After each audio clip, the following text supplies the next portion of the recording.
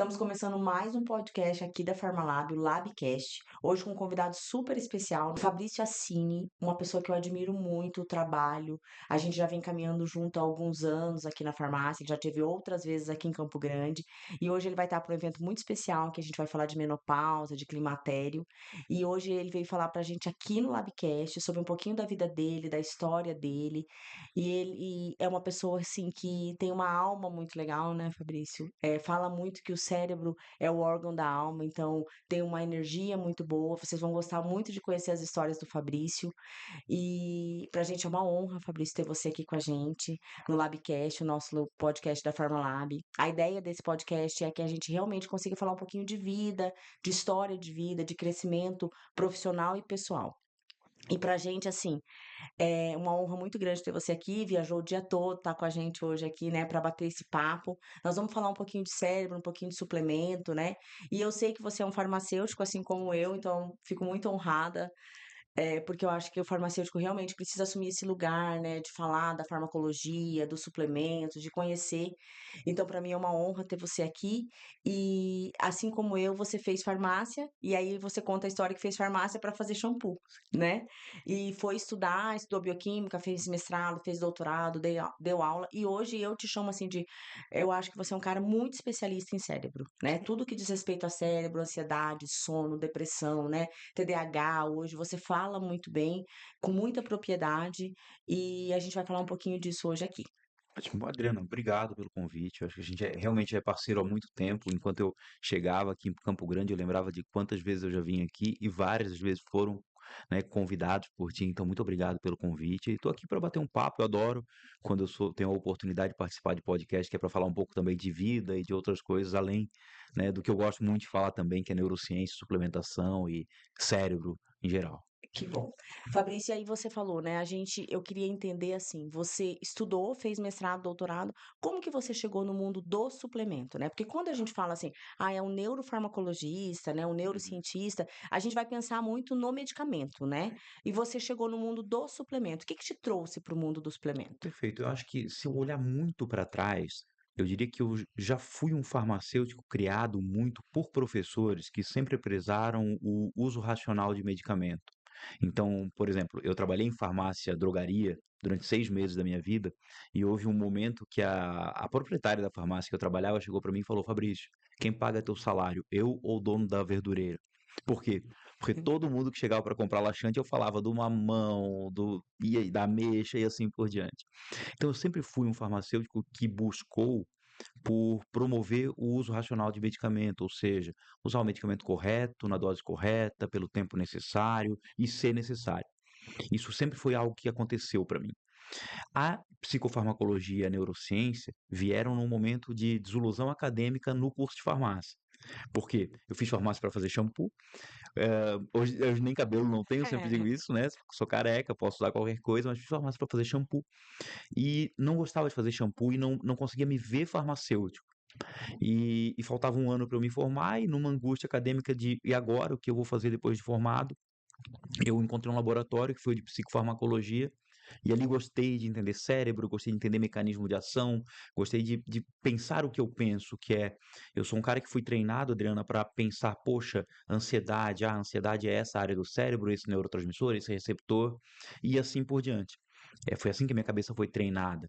Então, eu sempre fui um neurocientista que olhava para os comportamentos do ponto de vista molecular. Porque a neurociência é uma ciência muito grande. Tem pessoas que são neurocientistas que olham para o neuromarketing, tem pessoas que são neurocientistas que olham para mais aspectos da mente em geral. Eu não. Eu sempre pensei em moléculas. Em 2013, eu comecei a dar aula na VP Nutrição Funcional. Eu acho que esse é um ponto-chave da resposta para a tua pergunta. E quando eu fiz a seleção para dar aula na VP, quem fez a minha avaliação, que era dar uma aula, foi a Andréa Naves. E eu dei a aula de farmacologia e ao final da aula ela falou: Fabrício, é lógico que tu domina a farmacologia e sabe dar aula, mas também é muito claro que tu não entende da nutrição funcional. Mas tu topas estudar a nutrição funcional para tua aula ficar melhor? Eu falei, lógico, porque no fim das contas, um professor é um estudante profissional. Né? A gente tem o privilégio de ser pago para estudar, vamos dizer assim. E eu comecei a entender o pensamento da nutrição funcional. E ali, eu diria que aquele conhecimento, quando se juntou com os conhecimentos que eu já tinha, Com aquela formação de pensar no uso racional de medicamento, tudo junto formou isso, que é o quê? Eu começar a ver que o suplemento vem para tapar os buracos deixados pelo tratamento medicamentoso, sabe? Ou seja, o meu trabalho muito o que é, vamos pensar, por exemplo, na depressão, né? Uhum. Meu trabalho é dizer assim, olha, a depressão é causada por isso, por isso, por isso, por isso e por isso. O mecanismo de ação do antidepressivo é esse aqui. Tá faltando atacar este ponto. Então, para este ponto, pense nesse tipo de suplemento, para aquele, naquele outro, e assim por diante. Então, a entrada do suplemento na minha vida, ela foi talvez um caminho natural das coisas que a vida foi me apresentando, vamos dizer assim, né? Eu acho que é muito isso. E às vezes eu converso com a minha filha, que tem 20 e poucos anos, eu digo, vai vivendo a tua vida bem direito no que tu está fazendo naquela hora e não te preocupa tanto com o futuro assim, sabe? Porque as coisas vão acontecer e elas vão acontecendo desde que tu estejas plantando direito, né? Com Então, certeza. eu não fazia ideia, Adriana, que eu ia fazer isso. Hoje eu diria que eu vivo meu plano D de vida, Uhum. sabe? Quando eu entrei no mestrado é porque a princípio eu iria ser pesquisador. Eu queria trabalhar fora, trabalhar no NIDA, no NIH, na John Hopkins e assim por diante. Mas eu fui pai muito novo. Eu tenho uma filha de 24 anos, né? Então, e eu sempre quis ser pai, então nunca me imaginei criar um filho longe de mim. Então não fazia sentido para mim trabalhar no NIH e minha filha morar aqui em Santa Catarina. Isso não é inconcebível para mim. Acho que tem que harmonizar trabalho e família, isso é muito importante para mim. Então, eu falei, não, então eu vou ser professor, né? E aí trabalhei em universidade privada durante muito tempo. Um belo dia eu fui chamado e me falaram, olha, tu é um doutor, tu é um cara caro e tu vai ser demitido. E aí eu comecei a organizar meus cursos, sabe? Eu Uhum. comecei a organizar meus cursos na área de neurociência aplicada para a prescrição de suplementos para as doenças do cérebro. Então, acho que o suplemento entrou meio como uma consequência de tudo aquilo que eu fui plantando e juntando e buscando um diferencial. E buscando um diferencial.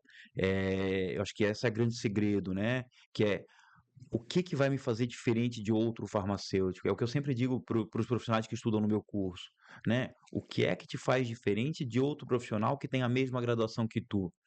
Muito provavelmente os outros conhecimentos. Aqueles conhecimentos que a gente chama de conhecimentos transversais, né? Que a gente vai juntando e na hora que as coisas se encaixam na nossa cabeça, vira o nosso diferencial. Então hoje esse é o meu diferencial. É, você é um cara que fala muito assim disso, né? Uhum. Com muita propriedade. E quando a gente fala de suplemento, né, Fabrício, tem uma discussão muito grande ainda, né? A gente sabe que a população, de modo geral, já busca, né? Então, assim, eu tive com uma geriatra esses dias e ela falou assim que o pai dela falou para ela assim, mas você não vai passar nenhuma vitamina para os seus pacientes, né? E aí foi onde a cabeça dela falou, gente, esse paciente também tá vindo aqui buscar isso, né? Porque hoje o paciente ele quer isso, né? Ele não se acostuma mais com essa história de, eu sou cansado, eu durmo mal, né? Eu tô ansioso e é assim mesmo, é só a vida, né? Eu acho que as pessoas estão informadas e graças a Deus estão informadas para não se sentirem assim, porque a gente está vivendo cada vez mais e a gente precisa ter qualidade de vida, a gente precisa ter uma vida longa, mas uma vida boa, né? Com qualidade, com saúde. E quando a gente fala de suplemento, existe uma discussão, né? E eu vejo assim que eu gosto muito de fazer os seus cursos pessoalmente, né? Tive agora em abril no presencial em São Paulo, que foi muito bom. E eu vejo muito que você fala muito com embasamento, né? Se você pudesse falar assim de 5 suplementos para o cérebro, Tá. com embasamento científico, não, isso aqui realmente não tem mais discussão. Quais seriam eles? Nossa, que legal essa pergunta. Muito bom, muito bom. Tá, com embasamento, né? Por quê? Porque tem aqueles que existe uma plausibilidade bioquímica, mas que ainda não tem uma meta-análise, Uhum, combinado? Então, assim, é uma coisa diferente de outra para aquela pessoa que é rigorosa na medicina baseada em com evidências, tudo certeza. bem? Então, assim, se eu for pensar em suplementos com meta-análise, né, a gente tem algumas meta-análises, por exemplo, para vitamina D e sistema nervoso central, né? Uhum, Meta-análise, revisão sistemática, assim por diante. Então, hoje, né, quando eu penso num paciente, para mim é quase óbvio e lógico que eu não posso aceitar um valor de vitamina D de 20, por exemplo. Não dá, uhum, para mim é inconcebível a um valor de vitamina D de 20. Eu quero levar para uns 60, pelo menos. Por quê? Porque sim, existe uma série de evidências mostrando o papel da vitamina D de controle de humor. Então, tem um trabalho que está na minha cabeça agora, que é vitamina D numa faixa de 60 nanograma por ml de plasma, ah, levando a melhora de humor. Então, vitamina D é um, tudo bem? Depois outro, ômega. Ou seja, não dá mais para não pensar em ômega. Então, assim, tem meta-análise para ômega 3 e depressão. Qual é o problema? O problema é que, tradicionalmente, quando a gente fala ômega 3, as pessoas não entendem as nuances dessa palavra.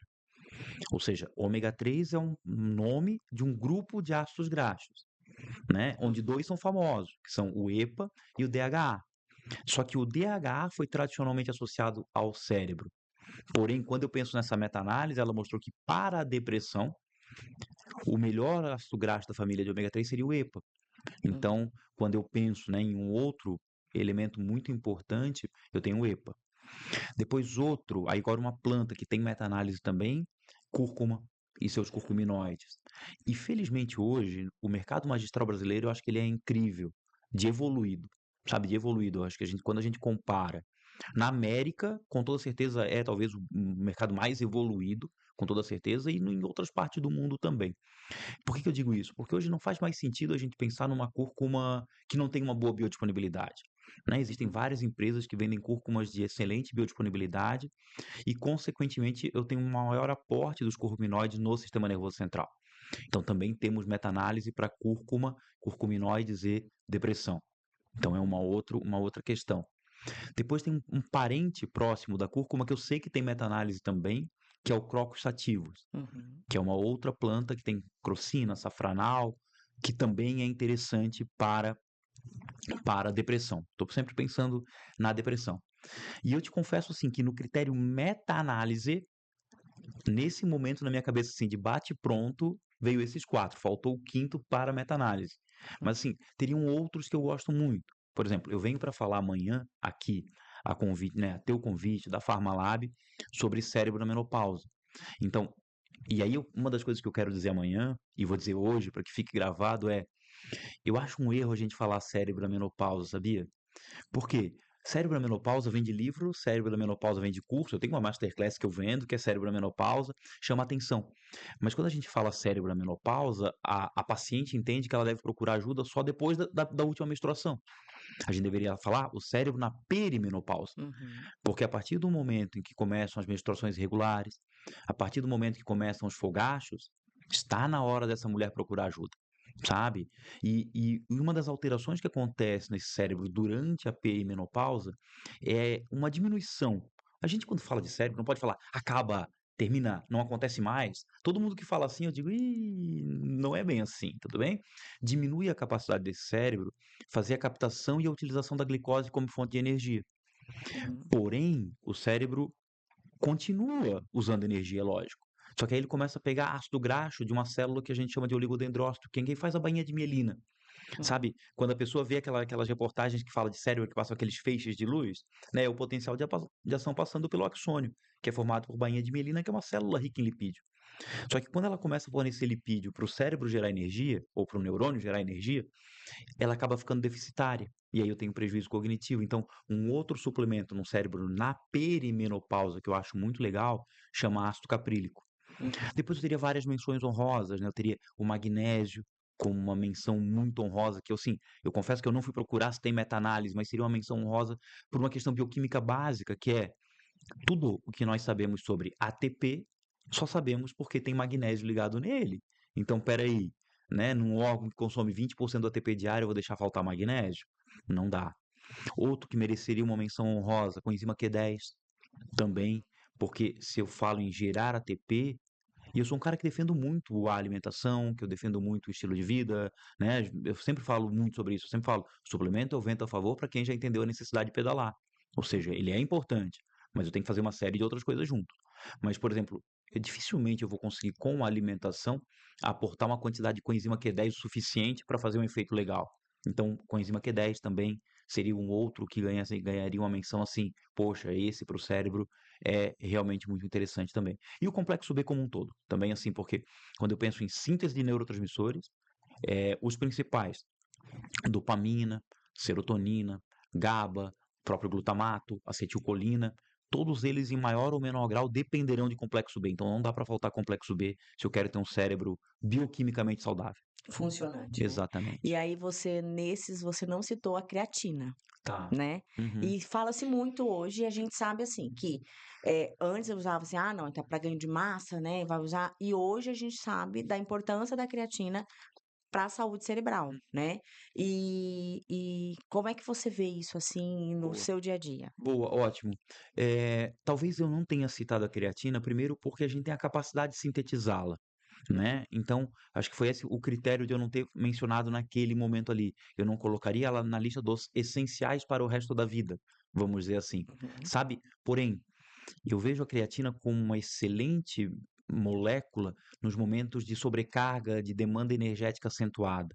Então, muitas vezes na vida adulta, a gente tem esses momentos. Eu sempre penso, por exemplo, numa mulher que acabou de ganhar um bebê e ela é mãe, ela continua trabalhando, ela continua sendo esposa, ela tem uma série de questões. Isso é um estresse crônico prolongado.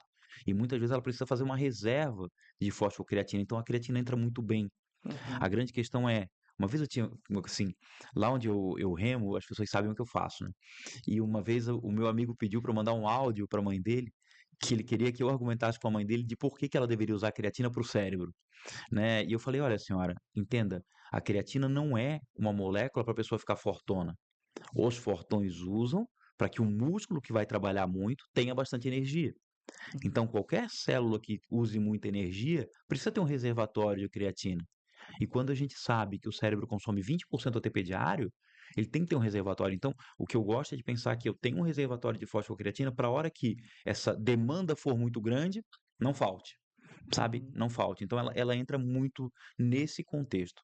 Nesse contexto, eu acho uma molécula bem interessante, com toda É, certeza. porque assim, hoje a gente tem muitos estudos, né, Sim, mostrando, né, o benefício a nível cerebral, né, sim. quando a gente fala da creatina, justamente por isso, porque essa demanda, a sensação que a gente tem com a vida corrida que a gente tem, é que a gente precisa de mais energia, né, a gente vê muito o paciente falando: "Eu tô cansado, né, eu fico cansado", e aí você falou da questão de nessa demanda, numa geração de estresse, uma necessidade a gente ter. E eu sei que você fala muito que o estresse, né, é o cigarro do século XXI. Uhum. Nós estamos, de modo geral, estressados, né. E como é que você vê isso, assim, dentro da sua prática? Eu sei que você atende paciente, né, eu acho isso muito legal, Fabrício, porque você consegue contribuir com os seus alunos, Sim. né. Você vivencia também o que eles fazem. Vo os pacientes chegam para você, de modo geral, muito estressados mesmo, você percebe isso? Eu costumo dizer que existem duas verdades na vida, que é uma, um dia nós vamos morrer e um dia nós vamos estressar, ou seja, não existe a possibilidade de alguém não estressar durante a vida. Em algum momento vai estressar Uhum. de alguma forma. E eu sempre gosto de deixar claro também para as pessoas que tradicionalmente a gente usa a palavra estresse no contexto de sobrecarga de trabalho ou de estudo e assim por diante. Mas estresse, do ponto de vista da neurociência, é a maneira como o meu corpo responde aos mais variados insultos. E esse insulto pode ser uma mágoa, esse insulto pode ser um rancor que não foi bem resolvido ainda, pode ser um luto que não passou, e às vezes a gente não para pensar que isso também está fazendo mal para a pessoa. Essa é uma questão. Então, assim, invariavelmente, quando eu atendo alguém, em maior ou menor grau, a gente acha pontos geradores de estresse. Que pode ser uma sobrecarga de trabalho, que pode ser muitas vezes chega aquele momento da vida que a gente passa a cuidar dos nossos pais também, quando a gente chega ali nos 40, 40 e poucos anos, o pai e a mãe já começam a ter as questões deles, aí a gente tem que cuidar dos filhos, do pai, da gente e uma série de coisas, então o estresse faz parte. Por isso que eu digo que ele é o cigarro do século XXI, mas eu uso essa frase, Adriana, por 2 motivos.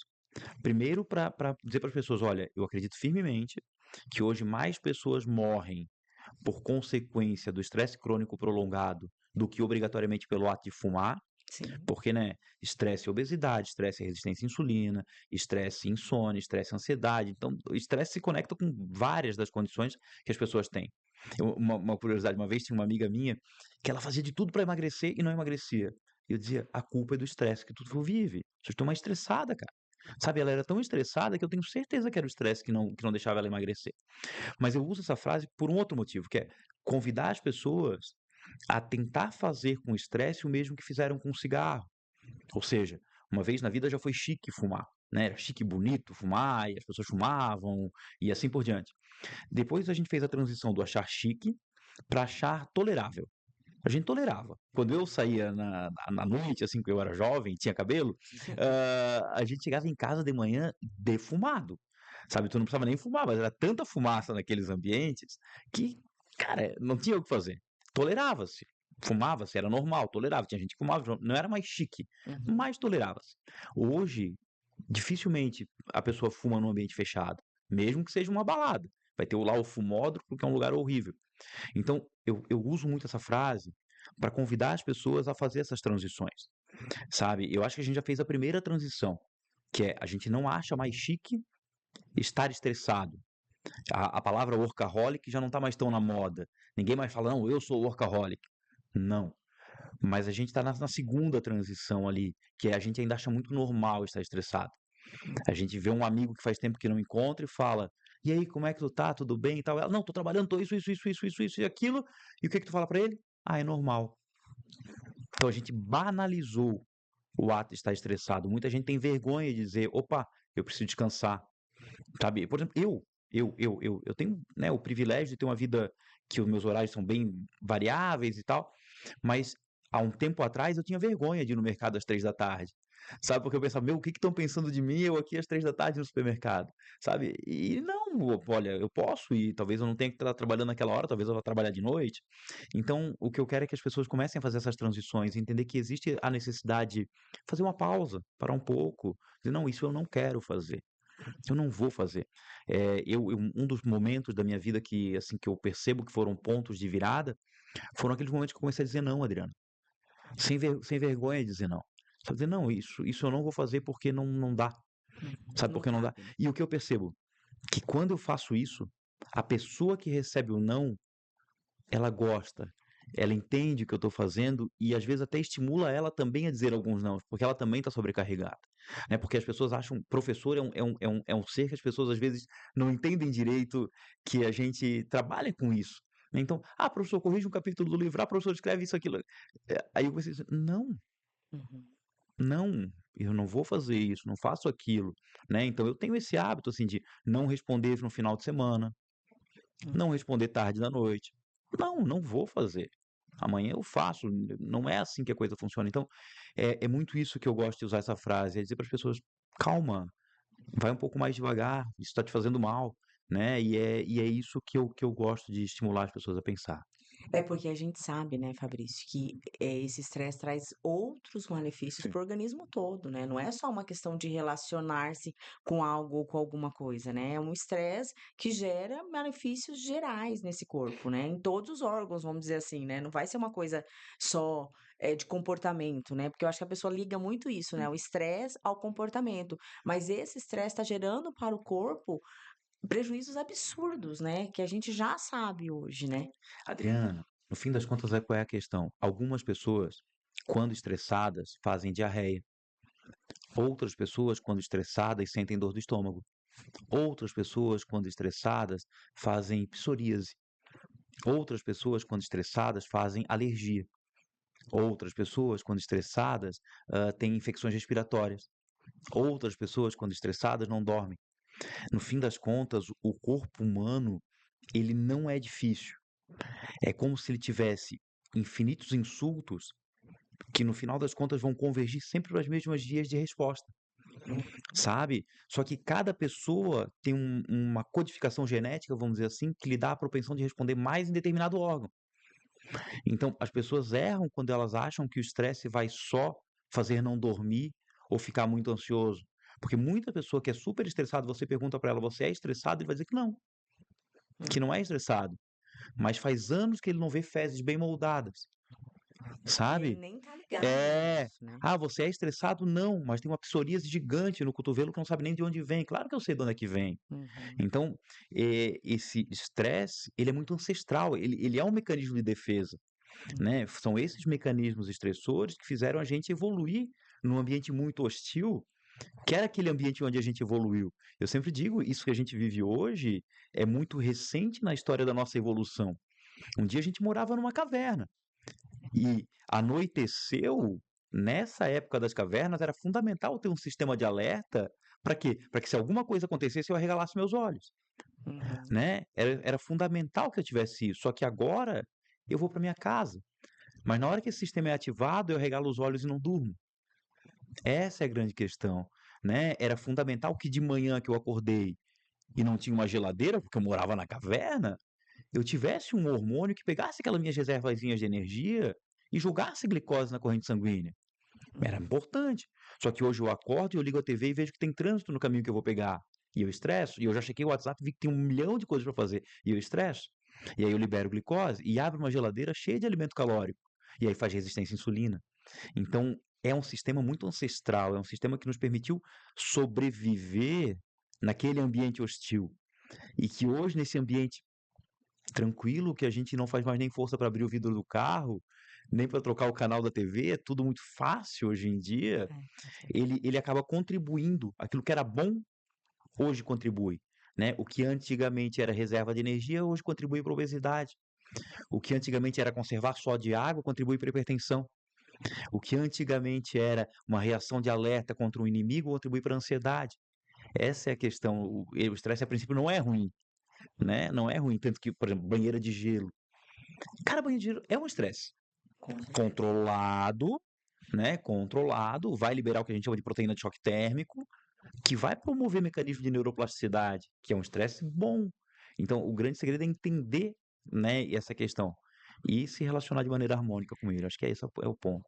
Eu acho que a gente falou um pouco, né, Fabrício, disso. Eu também tive muita dificuldade, né? Eu me classifiquei, assim, hoje menos, mas, assim, eu sempre fui muito, né, de trabalhar, de produzir, de tem que ser. Se eu não tivesse produzindo, eu tinha dificuldade com o final de semana. Uhum. O que que eu vou fazer, meu Deus? Que coisa mais parada isso aqui, entendeu? Sem produção nenhuma. E aí a gente começa a olhar para isso, né, e falar: não, isso aqui não tá certo, não é assim, eu não vou conseguir ir muito longe, né? Eu preciso me organizar.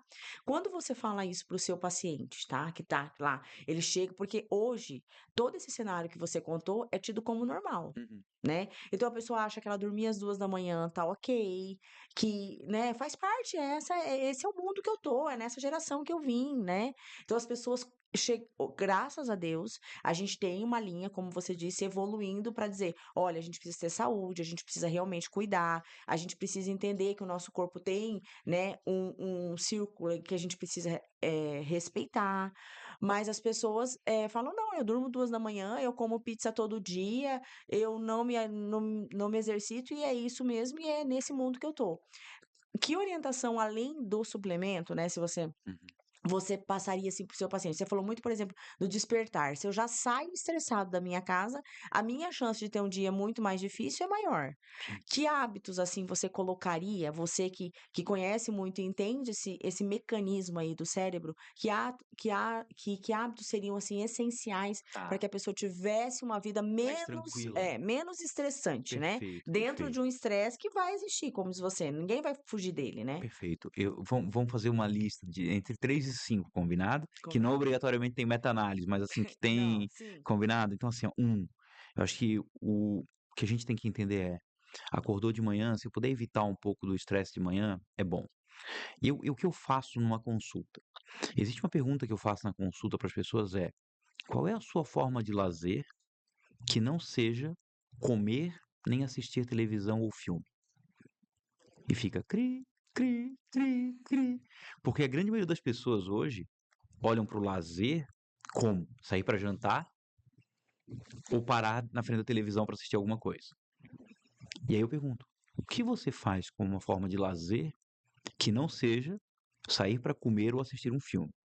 E aí existe aquele momento constrangedor.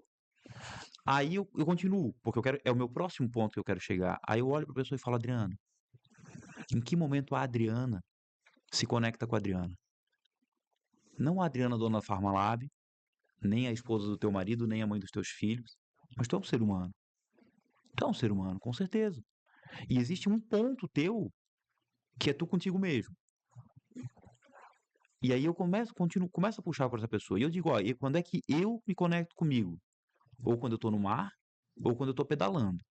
Sabe? Eu voltei a pedalar agora e assim, naquele momento que eu tô lá pedalando, fazendo força, eu sou eu mesmo. E hoje eu voltei a pedalar para eu ter o meu momento, para eu não ser professor de ninguém, marido de ninguém, pai de ninguém, influência de ninguém, eu não quero influenciar ninguém, eu só quero Uhum. ser eu. Eu acho que o principal ponto da minha consulta, talvez o ponto mais duro, é: agora eu te dou uma missão, então. Uma vez por semana só, não é todo dia, porque a vida real não pede todo dia, sabe? Mas uma vez por semana tu vai te encontrar contigo.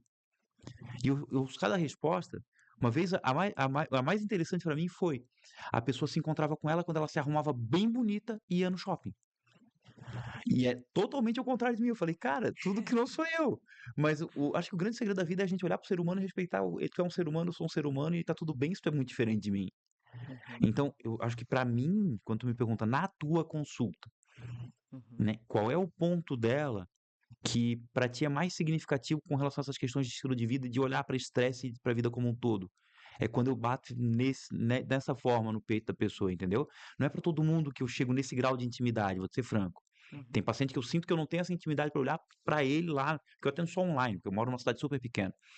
E que eu tenho esse grau de intimidade no online de olhar pra ele e dizer, pô, mas quando eu sinto que ela tá precisando disso, dessa conversa, assim, peraí, e que momento tu tem contigo mesmo? Porque eu acho que essa é uma grande questão quando a gente quer controlar os estresses. Porque normalmente essa pessoa não tá com ela mesma quando ela tá sobrecarregada de trabalho. Ela tá com ela mesma quando ela tá com coisas que ela fazia quando ela era uma criança ou um adolescente, assim por diante. Eu sempre digo, tá, e tu, quando era criança, adolescente, onde é que tu tava contigo mesmo? Ou qual é o esporte que tu gostava de fazer? Onde é que tu se movimenta?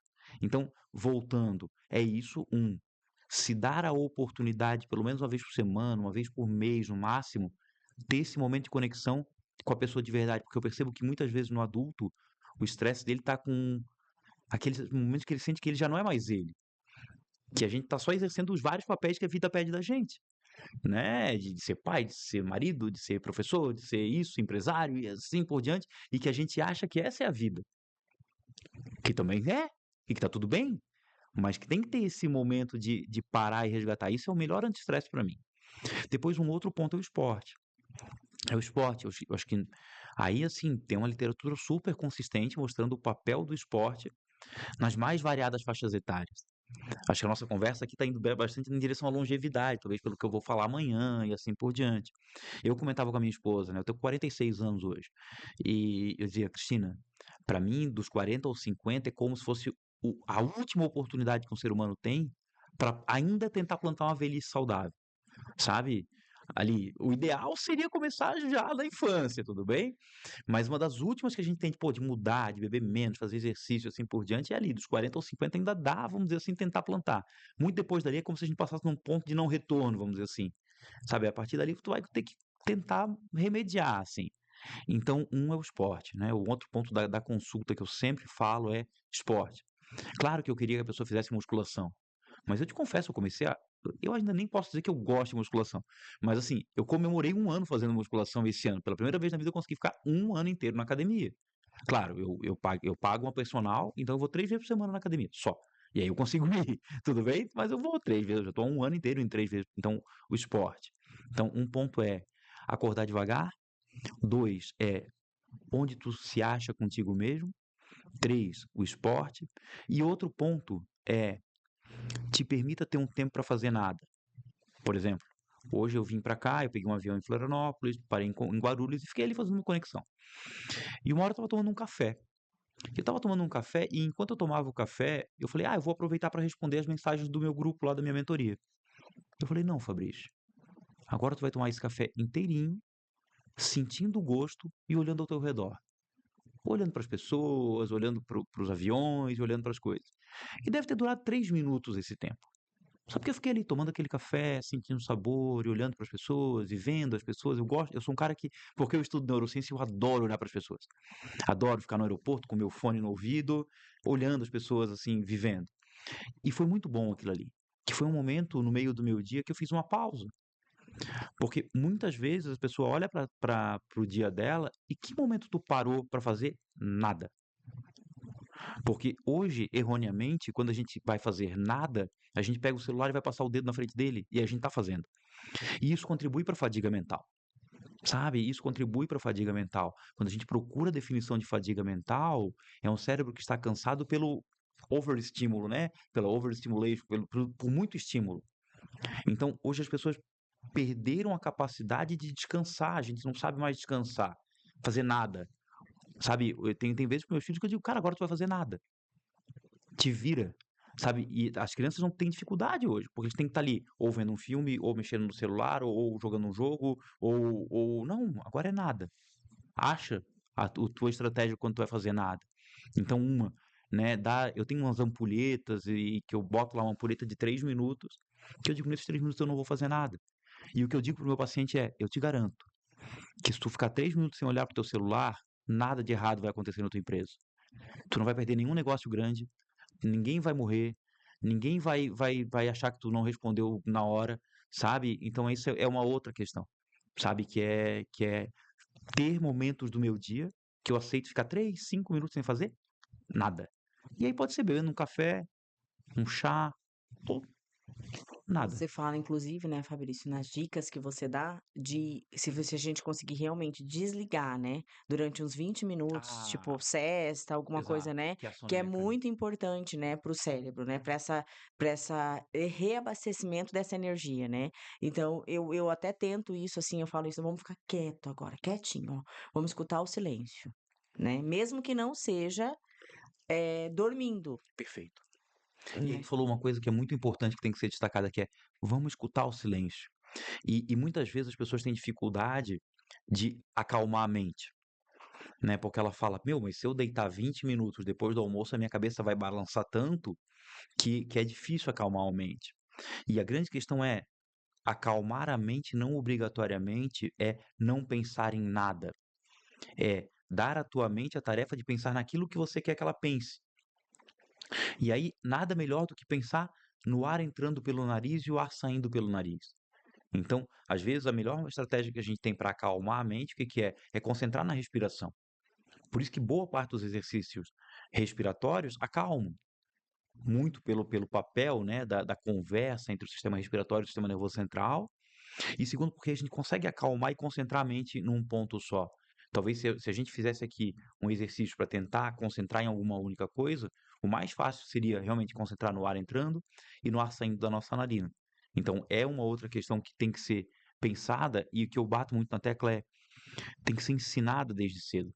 Sabe, uma coisa que eu fazia com o Joãozinho, o João é meu último dos filhos e que é o mais falante dos 3. E agora ele perdeu isso, mas quando ele era menor, que ele chegava com aquelas renas, aquela coisa assim de criança e tal, eu falava: "João, para, e agora responde pro pai, o meu problema é".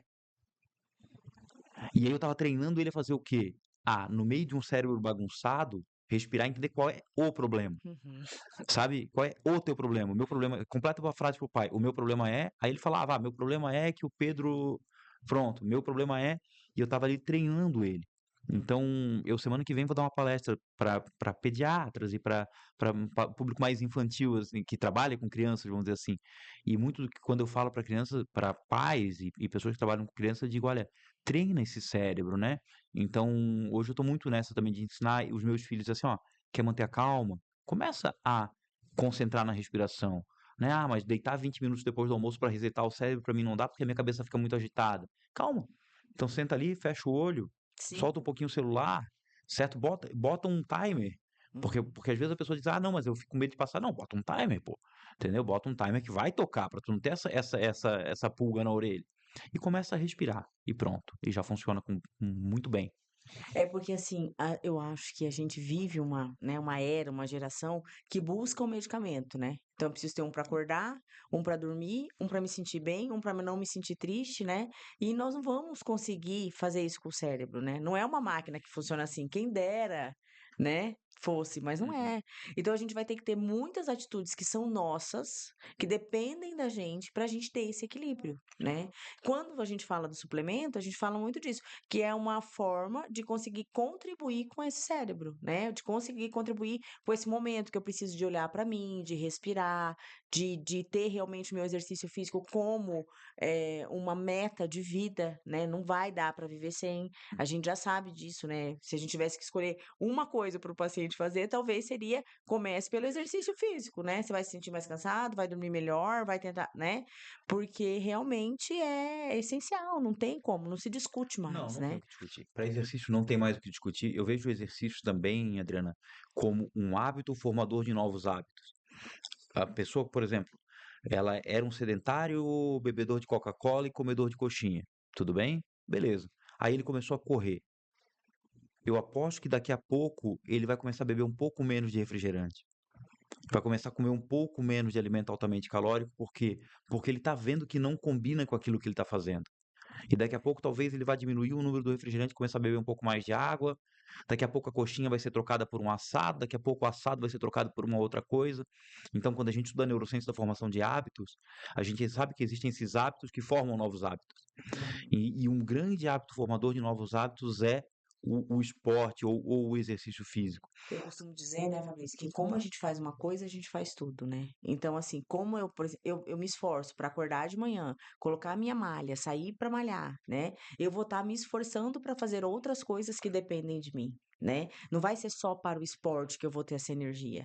Então, é isso que eu digo, é um gatilho positivo, né? Exato. Então, aquilo que a gente faz, como a gente faz uma coisa, a gente faz tudo na vida, né? Eu não tenho energia só para o meu trabalho, eu preciso ter energia para o meu trabalho, para minha casa, para os meus filhos, para o meu marido, né? Então, vai construindo, né, esse cérebro, porque é isso que você falou, é um caminho. Ninguém toma um café super adoçado hoje e amanhã totalmente sem açúcar. Ele vai fazendo um passo a É. passo, né? E isso que é a questão que a pessoa tem que entender, que é, nesse caminho da mudança, quanto mais natural, mais fácil de ela ser adotada. O que eu quero dizer com isso? Quero dizer assim, ó, por exemplo, se a pessoa não está habituada a acordar às 5 da manhã, e aí ela ouviu alguém dizendo que, pô, que tem que acordar às 5 da manhã, porque se tu acordar às 5 da manhã, tu vai ser produtivo, e isso e aquilo outro. E ela amanhã começar a querer acordar às 5 da manhã, é provável que ela acorde. Mas daqui a pouco ela não vai acordar, porque para ela ainda é um desconforto. Então o que eu sugiro para ela é assim, peraí, diminui meia hora, daqui a pouco mais meia, e daqui a pouco acha ter o equilíbrio também, porque tem pessoas que não são boas acordando às 5 da manhã. Ok? Ok. E aí para de sofrer com isso, que senão também gera um estresse. Que ela fica pensando, não, mas eu tenho que acordar, porque falaram que tem que acordar, e assim, você, não. Não, talvez o teu acordar seja às 6h30, e tá tudo bem, Uhum. sabe? E tá tudo bem. Então, quanto mais suave for essa mudança, maior é a probabilidade dela ser bem adotada. Eu dou um exemplo meu, Adriano. Tudo bem? Ó, janeiro deste ano, eu estava com 102 quilos. E há muitos anos que eu digo, eu quero ter 90 quilos de novo. Eu sou um cara grande, meu peso se espalha pelo meu corpo. Sabe, eu tava com 102. Eu falei, cara, eu não acredito que eu vou passar mais um ano Na casa do 100. na casa dos 100. Sabe, nos 3 dígitos. Não, eu sempre fico ali 99, 99, 99, mas aí Natal, Ano Novo, pá, 102. Aí eu falei, cara, tá na hora de mudar essa vida. Tá na hora de ter novos hábitos. Aí eu usei da neurociência que eu entendo. Eu pensei, quem é o Fabrício? Onde o Fabrício se reconecta com ele mesmo? Surfando, remando e pedalando. Qual é o problema do surf e do remo? Que depende da condição de onda, de vento, de mar, não dá para fazer todo dia. Eu falei, eu vou voltar a pedalar. A minha bicicleta estava parada lá na minha casa. Estava parada. Eu falei, mas eu preciso de um estímulo para querer pedalar. Aí existem provas de ciclismo de longa distância. Uhum. E eu me inscrevi numa prova de 200 quilômetros, que era uma volta pela ilha de Florianópolis inteirinha, que acontecia no dia 27 de abril. Isso era janeiro, 17 de janeiro. Por que eu inscrevi numa prova de ciclismo? Primeiro, porque eu sei pedalar. Então, é o que eu estou querendo dizer sobre a neurociência da mudança de hábito, entendeu? Ou seja, eu não peguei um esporte que eu ia ter que aprender. Eu não falei que em 3 meses eu iria estar jogando tênis bem. Por quê? Porque o cérebro gosta de conforto. O cérebro gosta de estímulo mais ou menos. Entende a Uhum. conversa? Ele gosta de desafio até certo ponto, até o ponto que ele percebe que ele vai conseguir se ele se esforçar. Não que é intangível. Uhum. Eu não falei que eu ia subir o Everest em abril. Não. Eu falei que eu ia pedalar 200 quilômetros. Mas por que 200 quilômetros? Porque se eu falasse que eu ia pedalar 100, eu sei que eu ia conseguir. Eu não precisava treinar muito. Mas 200 havia uma percepção de medo. Havia uma percepção do eu não vou conseguir. Não vou cumprir. Exatamente. E aí o que eu fiz ainda para avacalhar mais comigo mesmo? Eu falei para meus filhos. E aí tinha aquele compromisso de não poder estar errado na frente dos filhos. E dia 27 de abril eu pedalei os 200 quilômetros. E hoje eu tô com 91 quilos aqui. Uhum. Sabe? Então, Eu usei todo esse meu entendimento de neurociência, e o que eu quero dizer para as pessoas é isso, tu quer fazer esporte, mas tu quer fazer um negócio só porque estão dizendo que é bom, mas tu não gosta disso, então não faz isso. Entende? Vai Uhum. para aquele que tu tem uma certa habilidade, vai para aquele que é um pouco mais fácil para ti. É que vai te dar, de alguma forma, um prazer, né? Não é que Exato. você não pode, a gente tem que É, fugir do não, prazer, né? Vai te trazer é. prazer, a gente precisa conectar isso, né? E Então, bota um desafio isso. também. Essa é a É, questão, e bota um não, e desafio. desafio faz muita diferença, né? O Faz. cérebro funciona muito Opa, bem, não é? exato. Porque você fala, não, eu vou superar isso aqui, eu vou, e o nosso cérebro É, vai, né? A gente vê essas questões de desafio e fala, mas vai. Se puxa, coloca no desafio que você vai evoluir, né? exatamente. Fabrício, para fechar nossa conversa, eu queria saber de você assim, a gente tem visto, né, a evolução é muito rápida. Agora Uhum, com a IA, uhum. a gente se perde, né? Meu Sim, Deus, o que que a gente vai acompanhar? Você imagina, tá? Daqui, não vamos falar muito tempo não, 10 anos, que a gente vai ter alguma coisa para o cérebro que não vai exigir tanto de nós mesmos, entendeu? Então eu vou me sentir muito melhor sem que eu tenha. Porque hoje, para você ter uma qualidade de vida, uma certa qualidade de vida, exige. Você tem que se alimentar bem, você tem que, não é? Você precisa fazer muito bem a sua parte. Então, eu me alimento bem, eu cuido do meu sono, como é que eu desperto, se eu desperto estressada, se eu saio correndo, se eu tô sempre atrasada, né? Tudo isso gera uma carga. Ou você acha que não? Você acha que a gente vai caminhar para aqui a inteligência artificial vai evoluir muito, mas a gente vai evoluir muito como ser humano também no sentido de eu preciso continuar fazendo a minha parte. Ou vai ter tão sonhada a pílula mágica, assim? O que que você imagina disso? É, perfeito. Eu diria que assim, eu não acredito em pílula mágica, por quê? Porque não existe nenhum comportamento que eu já tenha estudado na vida que seja modulado por uma única molécula, Uhum. sabe? Eu acho que essa é uma questão. A gente tem hoje, sim, né, uma série de novas intervenções terapêuticas que têm efeitos muito interessantes, assim. Sim, pode ser. Mas se a gente pensar em saúde mental, né, se tu me perguntar: "Fabrício, como tu vê a saúde mental daqui a 10 anos, Com certeza. nesse mundo de IA e moléculas e assim por E diante", tanta informação, né, né? e tanta Porque de vez em informação. quando a gente mesmo, como adulto, para e fala: Meu Deus do céu, a gente não tá dando conta de acompanhar isso aqui, né? Uhum, Imagina para os nossos filhos como é que vai ser isso. Se a gente já tem essa sensação, como será para os nossos filhos, né? sim. Como é que é isso, mais ou menos, que eu queria que você falasse pra gente? Como é que a gente vai conseguir se equilibrar daqui 10 anos para ter saúde mental?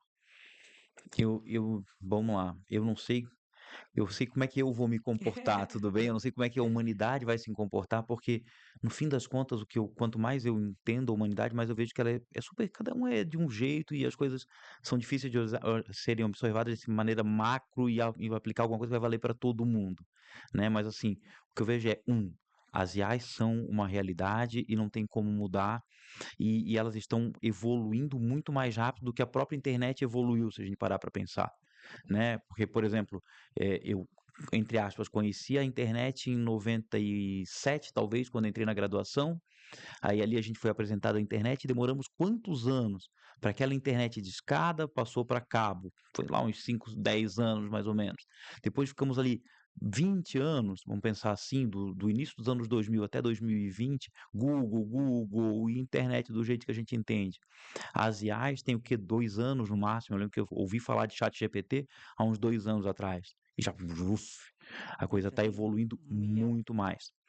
Só que o que eu percebo é que boa parte das pessoas não usam a IA como uma maneira de deixar. Hoje, para mim, o ChatGPT ou as inteligências artificiais são os meus melhores funcionários para eu não ter que fazer certas coisas, para que eu tenha mais tempo livre para fazer outras. Mas, infelizmente, talvez não obrigatoriamente todo mundo vai usar a IA para sobrar tempo para evoluir em outras questões. Na verdade, o que eu tenho visto é que talvez a IA está sendo usada muito mais para ter mais trabalho, mais trabalho e mais trabalho e outras coisas e produzir mais. Tudo bem, né? Essa é uma questão. Então, para mim, a saúde mental daqui a 10 anos vai, felizmente, cada vez mais ser falada de maneira livre. Eu acho que isso é uma coisa legal. Eu lembro que quando eu comecei a falar sobre saúde mental há 10, 15 anos atrás, eu dando aula, eu falava para as pessoas: tudo bem, você mantém a sua postura por causa da sua coluna, você emagrece por causa do seu joelho. E o que você está fazendo pela sua saúde mental?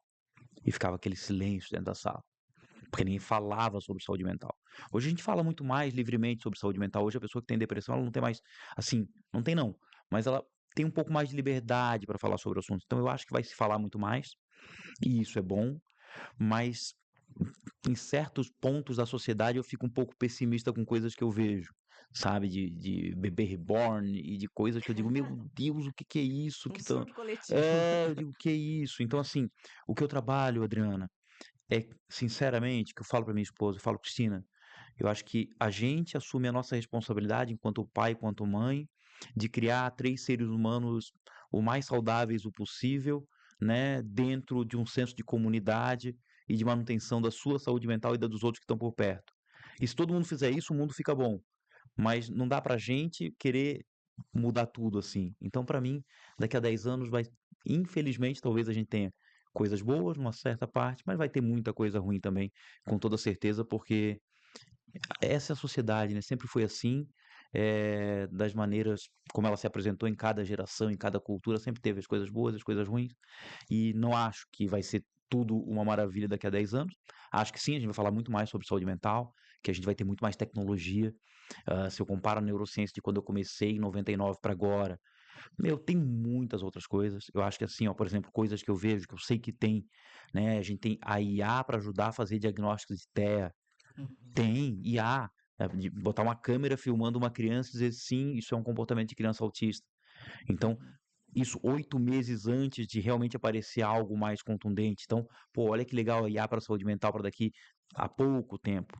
Uhum. Então, isso vai acontecer. Então, eu diria que a IA vai ser muito importante também nos diagnósticos de doenças do sistema nervoso central, né, de olhar para a retina e ver o que essa pessoa está realmente expressando enquanto emoção. Então, eu vejo que a IA vai ser interessante para os diagnósticos das doenças do cérebro, para transtorno de neurodesenvolvimento.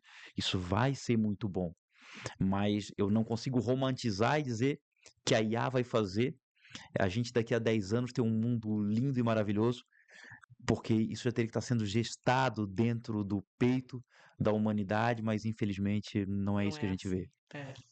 Fabrício, é isso. Eu queria muito te agradecer pelo papo que a gente teve aqui. A gente teria mil coisas para falar, né? Porque realmente, quando a gente fala de cérebro, né, é muito importante que a gente, que os profissionais, de modo geral, e até o próprio paciente, entenda, né, que se eu tenho uma qualidade mental, se eu tenho uma saúde mental, eu tenho muito mais condições de gerir a minha vida, né?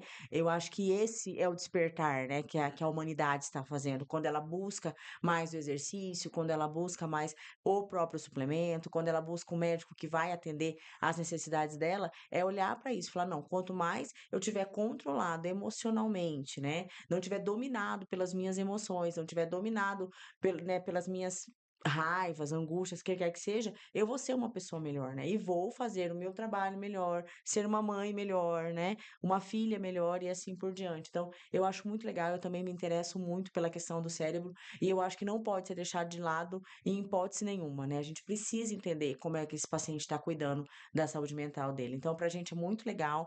Te agradeço muito. A gente vai ter bastante coisa para conversar amanhã ainda, porque a gente tem um evento junto sobre menopausa, climatério e como ajudar essa mulher, né?